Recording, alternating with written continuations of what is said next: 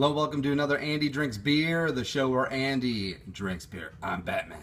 Today, we have a little interesting twist and gotten a couple of requests to do a gluten-free beer, and that's what we did. We actually picked up a six-pack of gluten-free beer from Total Wine, and also, big shout out to Manager Bill at the Egan Total Wine. He looked at my ideas like, are you the Andy who drinks beer? And I was like, yes, I am.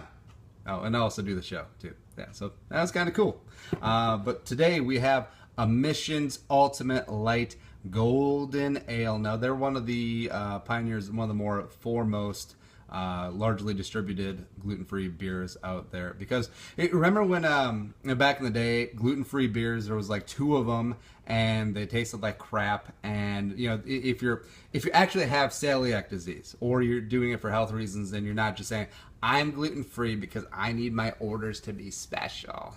We all know those times. No, I'm talking about the actual people who cannot have gluten, or else they literally crap themselves. Yeah, it's great that they finally have an actual beer as opposed to the swill that they had before. And plus, it was like $7 a bottle retail. I mean, how ridiculous was that? This thing is a great value, and we'll put the taste to the test. It is a 4.2% ABV and a 10 on the IBU. So this is going to be a low alcohol and very smooth, as it were. If the Ultimate Light Golden Ale didn't tip you off enough. So at first blush, first look, it looks like a beer. It looks like your typical Mick Golden Light that us Minnesotans are very familiar with. First sniff, all right. So the first sniff actually got a lot of hops. Where if you're just giving me to this with a blindfold on, and oh, by the way, if that happens, that'd be awesome. Pretty kinky. I would say that this is an IPA. I would say that this is some really good, like, craft brewed local IPA. And you got a lot of citrusiness in it too. So why don't we just have a little sippy, eh?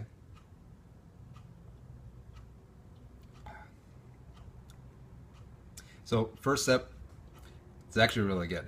It's when you're looking at a clone, like whether it's movies or cloning sheep or whatever, and it's like 99.9%. Oh no, better example.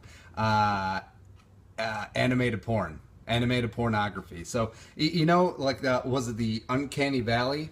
And there was the movie that wasn't porn, but it was the Tom Hanks Polar Express movie, where the computer rendering and the animation is so good, but there's just the 1/10% where your mind can't wrap yourself around it. That's what this beer is. Like it's got all the flavor, but just on the back end, it just falls out a little bit. Like a Jose Barrios curveball.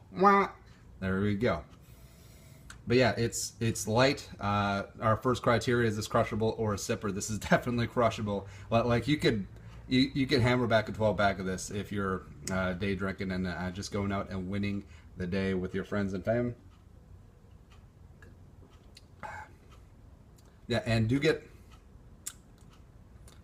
Yeah, there's just something a little less heavy on the back end, and I actually like it because especially craft brews, if you get into the IPAs and the stouts and the whatnot, by nature they're going to be heavier, the higher alcohol content beers, a lot more filling. Because some beers, I mean, they drink like a meal, but this is so smooth and also just not filling at all. I'm really digging this. So what food would pair well with this? Well, what I'm thinking is a big-ass giant pretzel. Just fill up all the gluten. But I will say go with some more gluten-free options. Ooh, paella. Paella would be a delicious pairing with this. You got the rice, you got the vegetables, you got the shellfish, and you got the saffron. Oh, this would be good, especially since paella takes so long to cook and is very communal and stuff like that. Knock back a couple of these while you're at the beach. Why the hell not? Now, compared to a movie or TV show, I'm gonna go with Kingsman. Yeah, Kingsman was this great movie with Colin Firth and the kid even though he's the main, he's the lead, no one knows his name, but It came out of nowhere. There wasn't a lot of fanfare around it. There wasn't a huge marketing budget to it, but it kicks so much ass. So you go in not even knowing what you're expecting, and then you get something that's phenomenal. That's what you get with this beer. And about halfway through, you would have pause. You'd have a burp or two, and the stomach is already starting to get we're filling up. He's heating up, but no, you don't get that at all. What does this remind me of? This is kind of the first time drinking a near beer or like an O'Doul's, and I'm sure every parents have had this where everyone's had this where their dad's like, hey, how about you? You're 14 years old and your dad slips you an O'Doul's, and then you're like, oh, look at me, I'm drunk, except it's not, or it's like near beer, it's like less than 3.2. Yeah, it's like the oh gosh, what was it? It was the Anheuser-Busch in like the brown box. Or was the like the Busch NA? Nah. Well, it's sort of like this, except even at 4.2%, it's a little bit stronger than near beer, but it's still very easy sipping. And man, was he like these glasses? The wife got these things. It's like, we're all trying to be kitschy and cool. We got handles on our mason jars. Neat.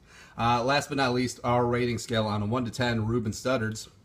10 being the best and 1 being Reuben Studdard. How does Omission Ultimate Light Golden Ale compare? I'm gonna go a solid 9.5. Yeah, 9.5. In that, I'm at as this is going along, I'm digging the whole lack of a back end. Not in terms of flavor, but in terms of body, right? So this is just because like 90%, the first 90% as you're drinking is just like any other light beer. It's just like a Mick Golden Light, and then it just sort of tapers off. You don't get that filling little of all the gluten and all the carbs. Since it's this beer is only 99 calories and 5 carbs. Pretty insane. So 9.5 Reuben Stuttards for Omission Ultimate Light Golden Ale. Prost.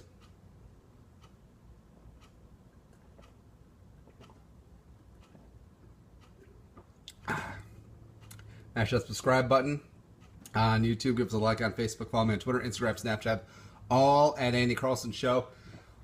Prost.